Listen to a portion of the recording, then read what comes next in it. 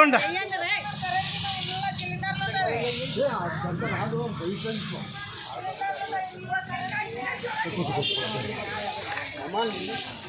కొట్టు కొట్టు కొట్టు కొట్టు జల్లి కొట్టు బరాదా బగిటే బగిటి బగిటి పలే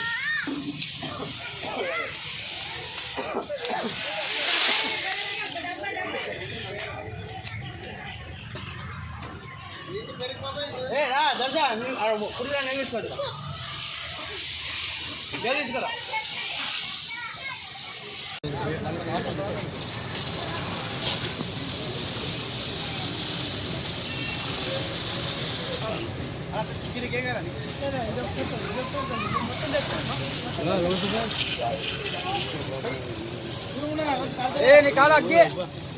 కింద కింద అంటే నష్టం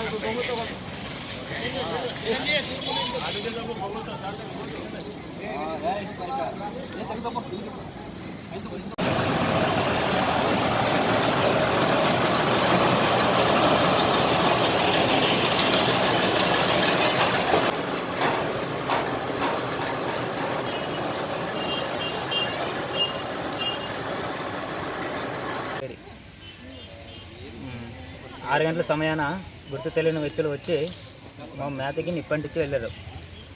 సుమారు ఇది పశువులు తినే మేత కాబట్టి 1,50,000 పడుతుంది.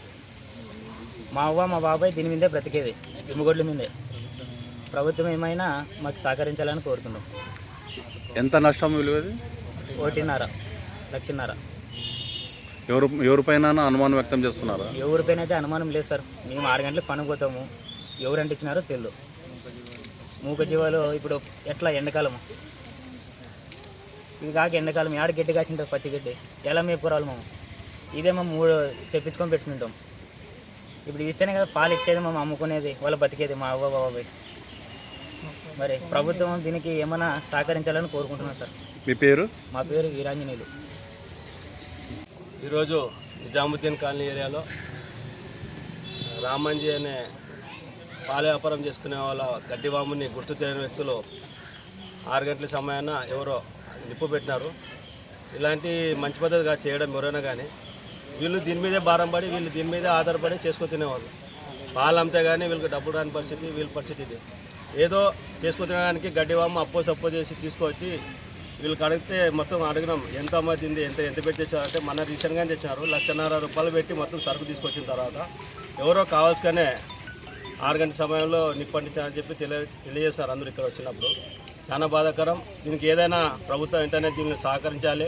ప్రభుత్వం ద్వారా వీళ్ళ నష్టపోయిన దానికి ప్రభుత్వం వెంటనే సహకరించి వీళ్ళకి సాయం అందించాలని చెప్పి కూడా మేము తెలియజేస్తున్నాం.